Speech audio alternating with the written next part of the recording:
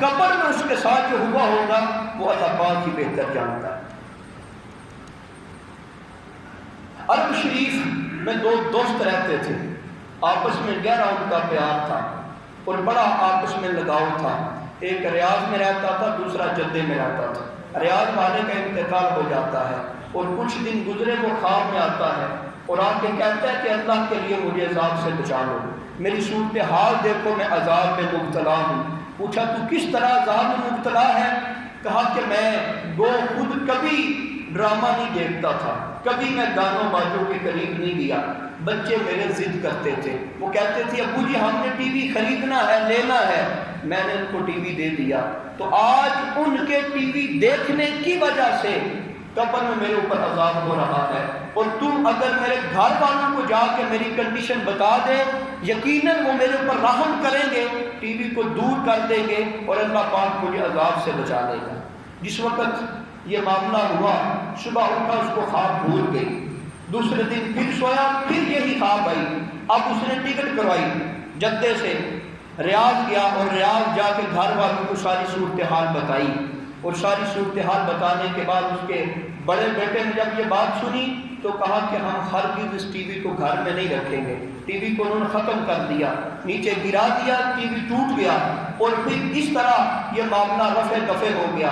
اس کا وہ دوست کہتا ہے جب دوبارہ جدے آیا اور آنکھ میں دیکھا، شام کے وقت اللہ کے فضل سے اسی دوست کو دیکھتا ہوں، وہ کہہ رہا ہے میرے پر رب کا فضل ہو گیا، جیسے ہی ان لوگوں نے ٹی وی کو توڑا اللہ رب العزت نے میرے اوپر کرم کیا، میرا عذاب ختم ہو گیا۔ تو معلوم کیا ہوا کہ اگر باپ خود اس چیز کا طلبگار نہیں ہے کہ میں ڈرامہ دیکھوں، لیکن وہ بچوں کو گناہ کی سہولت لا کے دے رہا ہے، بچوں کو گناہ کی طرف لا رہا ہے، تو اس میں پورا وہ جو شریک ہوگا وہ باپ بھی شریک ہوگا۔ آج ایک چھوٹا سا سوال وہ ہمارے سامنے رکھ دیا جاتا ہے کہ بچے پڑوسیوں کے گھر میں چلے جاتے ہیں، بچے ہمساؤں کے گھر میں چلے جاتے ہیں، محلے داروں کے گھر میں چلے جاتے ہیں، چلو ٹی وی آ گیا ہے گھر میں، ہماری آنکھوں کے سامنے تو موجود ہیں تو اس لیے ہم ٹی وی لا کے دیتے ہیں، تو یہ جواب کل قیامت کا دن آپ کو بچا نہیں سکے گا۔ اللہ رب العزت نے سورہ تحریم میں واضح فرمایا یا ایھا الذین آمنوا قوا انفسکم واہلیکم نارا، اے ایمان والو اپنے آپ کو اور اپنی اولاد کو، اپنے اہل خانہ کو آگ سے بچاؤ۔ وقودھا الناس والحجارہ، اور ایسی آگ ہے جس کے لیے بالن، جس کی لکڑیاں، جس کا ایندھن پتھر ہیں، علیہا ملائکۃ غلاظ شدید، پھر اس مال کے اوپر، اس آگ کے اوپر جو رکھوالے ہیں وہ ایسے سخت فرشتے ہیں کہ انتہائی سختی والے ہیں، لا یعصون اللہ ما امرہم، وہ اللہ تعالیٰ کے حکم میں نافرمانی نہیں کریں گے، آپ کی تکلیف دیکھ کے عذاب میں کمی نہیں کریں گے، وَيَفْعَلُونَ مَا يُؤْمَرُونَ، رب ان کو جتنا کہے گا اتنا وہ عذاب آپ لوگوں کو دیں گے۔ تو یہاں فرمایا کہ اے ایمان والو اپنے آپ کو، انفسکم، یعنی اپنے نفس کو، اپنی جان کو، وَأَهْلِيكُمْ، اور اپنے گھر والوں کو آگ سے بچاؤ۔ جس وقت جتنی زیادہ آگ کو جلانے والا ایندھن مضبوط ہو اتنی زیادہ آگ بڑھتی ہے۔ لکڑی اگر پھوکی ہو، کچی ہو، طاقتور نہ ہو تو وہ اتنی سخت آگ نہیں جلاتی، لکڑی اگر سخت ہو تو آگ زیادہ جلے گی۔ تو جس آگ کو جلانے کے لیے پتھر استعمال کیا جاتا ہو اس آگ کی تپش کا عالم کیا ہوگا۔ اور فرمایا پھر ایسے فرشتے معمور ہوں گے جو کمی نہیں کریں گے، فرمایا ایسی آگ سے اپنے آپ کو بچاؤ اور اپنی اولاد کو بچاؤ۔ تو یہ جو ہم اپنی اولاد کو گناہوں کا سامان کر کے دیتے ہیں تو اس سے ہمیں چھٹکارا نہیں ملے گا۔ اللہ رب العزت یہ نہیں فرمائے گا کہ تمہیں اس سے آزادی ہے اور تمہیں معافی ہے۔ امیر اہل سنت نے ایک عبرتناک واقعہ لکھا، آپ کہتے ہیں میں مکہ مکرمہ میں تھا، مجھے ایک لڑکی کا خط دیا گیا پڑھنے کے لیے اور کہا کہ اس کا مطالعہ فرمائیں۔ وہ خط کیا تھا؟ وہ نوجوان عورت لکھتی ہے کہ ہمارے گھر کا نظام ایک متوسط گھرانے کا تھا، گھر میں پہلے ٹی وی موجود تھا، میرے باپ کو رقم ملی، اللہ پاک نے رزق میں وسعت دی تو ڈش بھی لگوا لی، ہم آہستہ آہستہ ڈش کو دیکھنا شروع کر دیا۔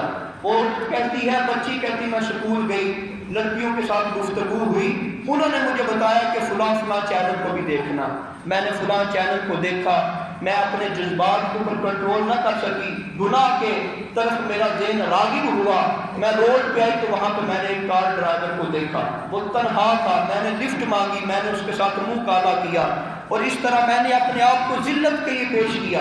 اب میرا پوچھنا یہ ہے کہ مجرم میں ہوں یا میرا باپ ہے جس نے مجھے میرے لیے گناہ کا سامان کیا؟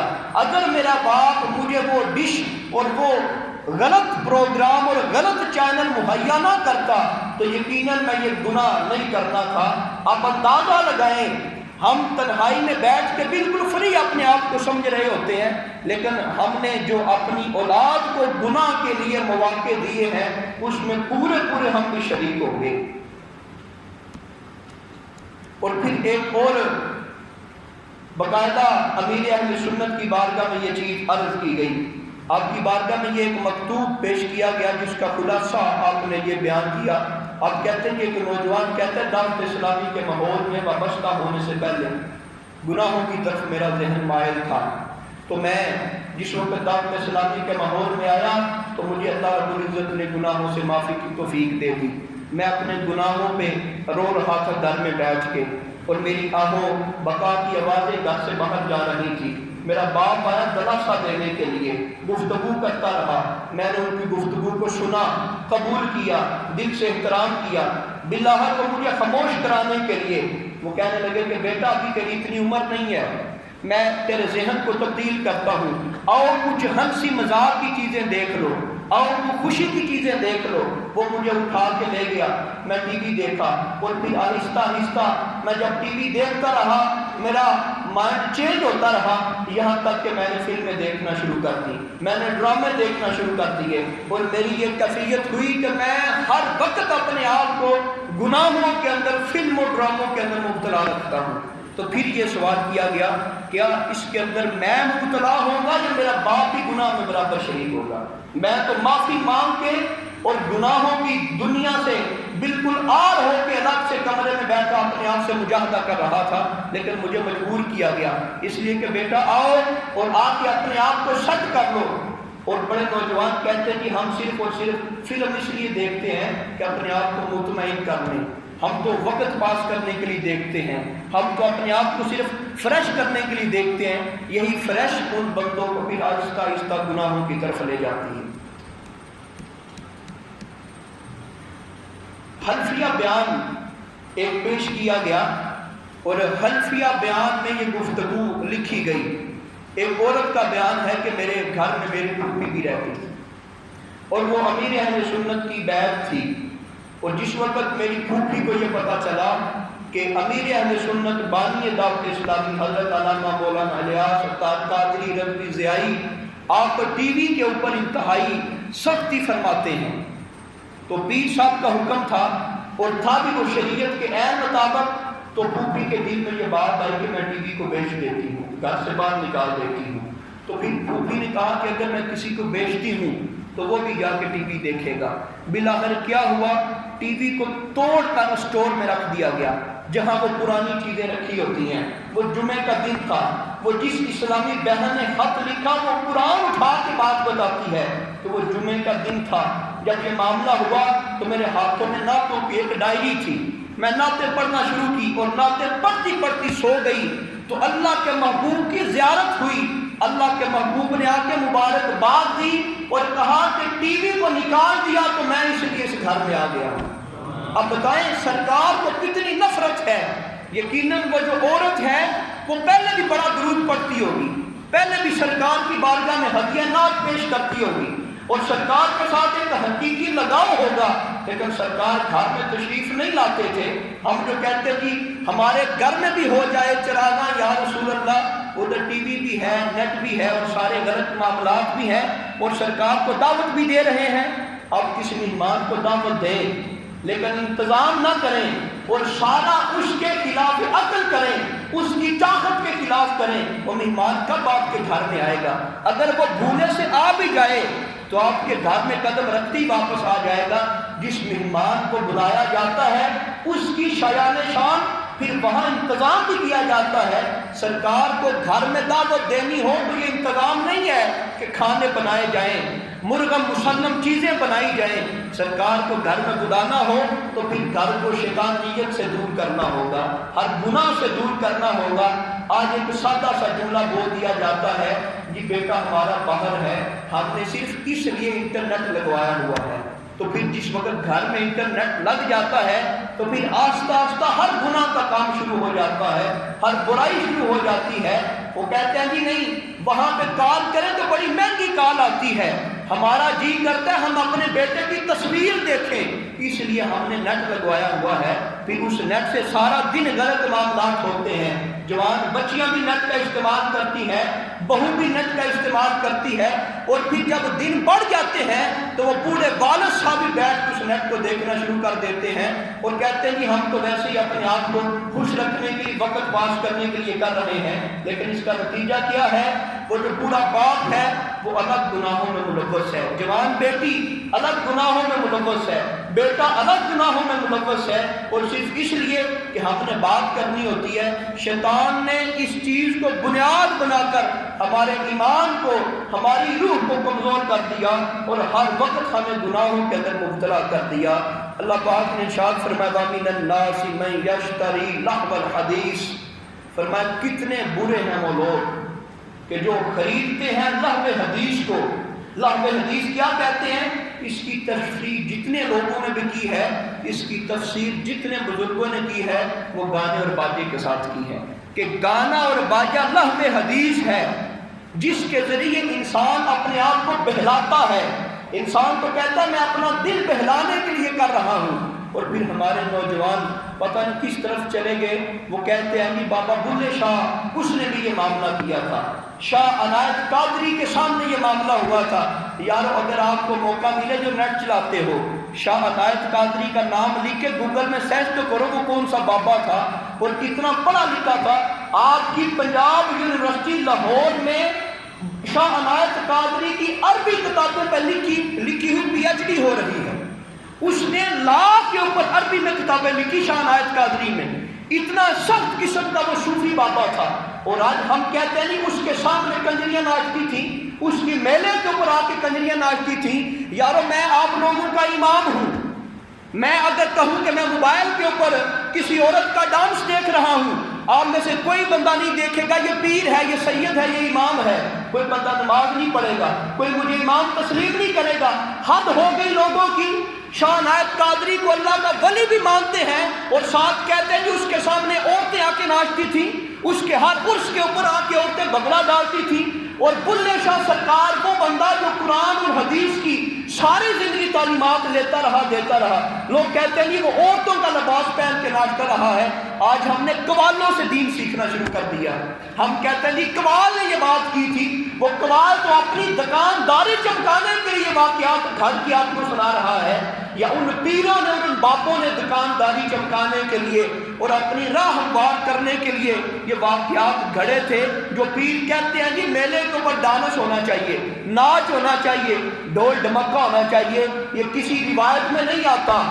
کہ شاہ عنایت قادری کی ساری تعلیمات کو دیکھیں، وہ ساری زندگی عربی کے اندر اردو بندہ ہو کے، زبان اس کی اردو ہے، وہ پاکستان کا رہنے والا ہے، رب نے اتنا علم دیا کہ عربی کے اندر اس نے کتابیں تحریر کی، اور پھر اللہ اس کی کتابوں کے اوپر پاکستان کے نظام معیشت کے اوپر پی ایچ ڈی کے مقالے لکھے گئے ہیں۔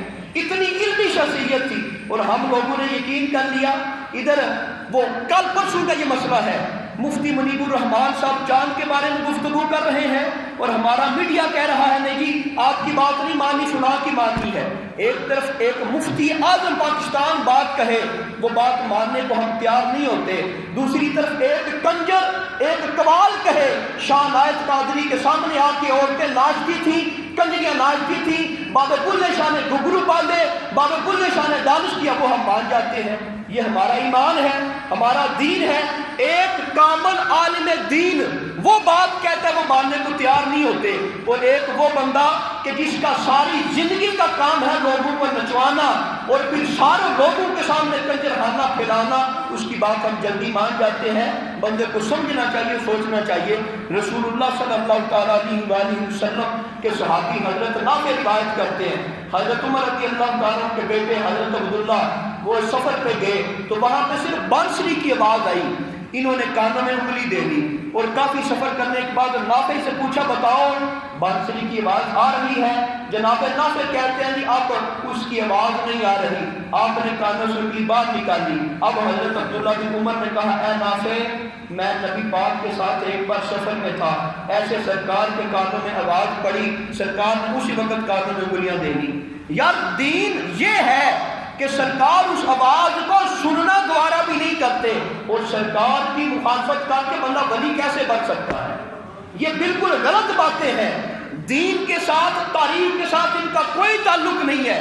اللہ کا کوئی ولی نہ گانے کے قریب جاتا ہے، نہ ڈانس کے قریب جاتا ہے، نہ دھمال کے قریب جاتا ہے۔ شہباز قلندر رحمۃ اللہ تعالی علیہ وہ ہستی ہیں کہ جو جامعہ عثمانیہ میں لیکچر دیتے تھے۔ شہباز قلندر آج جدھر جا کے ہر طرف دمال ہی دمال کر رہی ہے، وہ اتنا پڑھا لکھا بندہ تھا کہ اپنے دور کی یونیورسٹی میں پروفیسر تھا۔ آج جس کے دربار کے اوپر دمال ڈالی جا رہی ہے اور لوگ کہتے ہیں یہ سب جائز ہے، اللہ کے ولی اس چیز کو قطعی طور پر پسند نہیں کرتے۔ بس یہ درمیان میں بات آ گئی، ہمارے نوجوان جو کہتے ہیں یہ جائز ہے، قوالی سننا بھی شریعت میں جائز نہیں ہے۔ اور یہ جو لوگ کہتے ہیں یہ سلسلہ چشتیہ میں خواجہ معین الدین اجمیری چشتی آئے، انہوں نے ہند کے اندر موسیقی کو رواج دیا اور موسیقی کو روح کی غذا بنایا، اور پھر انہوں نے موسیقی کے ذریعے ہند کے اندر اسلام پھیلایا، بالکل غلط ہے۔ کوئی نہ پاکستان کی تاریخ یہ بتاتی ہے اور نہ ہندوستان کی تاریخ، ہندو تاریخ لکھنے والے مورخین نے بھی اس بات کو قبول نہیں کیا کہ معین الدین اجمیری چشتی نے موسیقی کے ذریعے دین کو پھیلایا ہو۔ وہ تو وہ ہستی تھی کہ اگر وہ ایک پیالہ دے تو پانی سارے کا سارا انا سیدھا جھیل کا پیالے کے اندر آ جاتا ہے، تو لوگوں کا دل موم کیوں نہیں ہو سکتا تھا؟ انہوں نے دین کے ذریعے، قرآن کے ذریعے، حدیث کے ذریعے لوگوں کو دین کی طرف لایا ہے۔ موسیقی قطعی طور پر روح کی غذا نہیں۔ اللہ کے محبوب فرمائے کہ گانا دل کے اندر منافقت پیدا کرتا ہے، اور آج اگر کوئی بابا کہہ دے، بزرگ کہہ دے، کوئی ٹی وی پہ بیٹھا کہہ دے کہ موسیقی روح کی غذا ہے، وہ بندہ دین کی مخالفت کر رہا ہے۔ اور جو آپ میں سے بھی یہ عقیدہ رکھے وہ اللہ کے محبوب کے فرمان کی مخالفت کر رہا ہے۔ سرکار کہتے ہیں جی گانا دل کے اندر منافقت اس طرح پیدا کرتا ہے جس طرح پانی کھیتی کو بڑھا دیتا ہے، اور ہم پھر کہیں کہ روح کی غذا ہے۔ روح کا معاملہ اتنا آسان نہیں ہے۔ روح وہ مقام ہے جو اللہ تعالیٰ کے افعال کو قبول کرنے والا ہے۔ ہمارے جسم کے اندر سب سے پاکیزہ چیز کا نام روح ہے۔ ہمارے جسم کے اندر جس چیز کا ڈائریکٹ تعلق ذات باری تعالیٰ کے ساتھ ہے اس کو روح کہتے ہیں، اور روح کو اتنا بدنام نہ کیا جائے۔ اور یہ سن لے کہ جن بعض روایات میں قوالی کا ذکر ہے، اس قوالی سے وہ قوالی مراد ہے جو مزامیر کے بغیر ہوتی تھی۔ مزامیر کہتے ہیں ساز کو جس میں کوئی ساز نہیں ہوتا تھا۔